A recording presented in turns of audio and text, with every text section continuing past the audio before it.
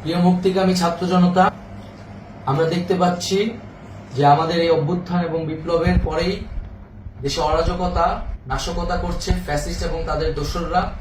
আমরা দেখতে পাচ্ছি যে বিভিন্ন জায়গায় এখন গোলাগুলি চলছে, মন্দিরে হামলা হচ্ছে এবং নাশকতা ও লুটপাট করছে।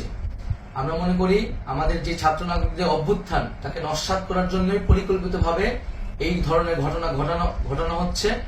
আমরা মুক্তিকামী ছাত্র জনতাকে সজাগ এবং সতর্ক থাকতে আহ্বান জানাচ্ছি এবং আমাদের যে অন্তর্বর্তীকালীন সরকার, আমরা সেই সরকারের যে প্রস্তাবনা 24 ঘন্টার সময় নিয়েছিলাম, জরুরি পরিস্থিতি মোতাবেক আমরা এখনই তার একটি রূপরেখা ঘোষণা করছি।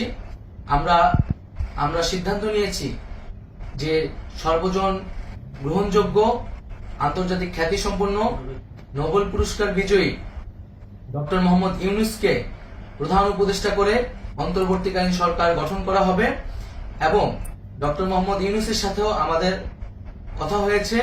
তিনি ছাত্র জনতার আহ্বানে বাংলাদেশকে রক্ষা করতে এই গুরু দায়িত্ব নিতে সম্মত হয়েছে। আমরা সকালের মধ্যেই আমরা এই সরকার গঠনের প্রক্রিয়া দেখতে চাই। রাষ্ট্রপতির কাছে আহ্বান থাকবে যে দ্রুত সময়ের মধ্যে ডক্টর মোহাম্মদ ইউনূসকে প্রধান উপদেষ্টা করে অন্তর্বর্তীকালীন সরকার গঠন করা হোক এবং এই অন্তর্বর্তীকালীন সরকারের বাকি সদস্যদের নামও আমরা সকালের মধ্যে ঘোষণা করব।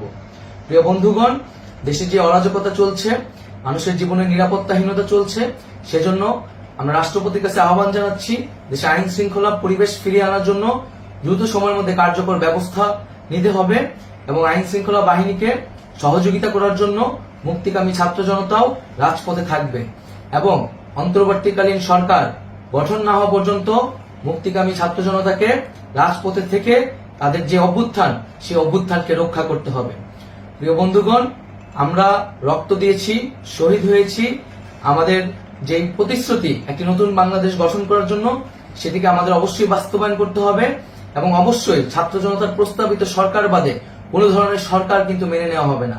আমরা বলেছি কোনো ধরনের সেনা শাসিত সরকার অথবা সেনা সমর্থিত সরকার অথবা এই ফ্যাসিস্টদের দোসরদের কোনো বিটিম সরকার কিন্তু আমরা মেনে নেব না। কোনো গণবিরোধী সরকারকে মেনে নেওয়া হবে না। ছাত্র জনতার অভ্যুত্থানকারী যে প্রস্তাবিত সরকার, অন্তর্বর্তীকালীন সরকার, যেটা আমরা সিদ্ধান্ত উপনীত হয়েছি ডক্টর মোহাম্মদ ইউনূসকে প্রধান উপদেষ্টা করে এই সরকার গঠন করা হবে, সেই সরকারকেই বাস্তবায়ন করতে হবে অবিলম্বে। আগামীকাল সকাল থেকে সকলকে আহ্বান জানাচ্ছি রাজপথে থাকার জন্য এবং আমাদের যে সাম্প্রদায়িক সম্প্রীতি এবং রাষ্ট্রীয় সম্পদ রক্ষা কমিটির ঘোষণা হয়েছে বৈষম্যবিরোধী ছাত্র আন্দোলনের নেতৃত্বে, সকল পাড়ায় পাড়ায় এলাকায় এলাকায় সেই কমিটি পাহারায় থাকবে। আমাদের সংখ্যালঘু কমিউনিটিকে আমাদের রক্ষা করতে হবে, রাষ্ট্রীয় সম্পদ এবং এই দেশকে রক্ষা করতে হবে আমাদের।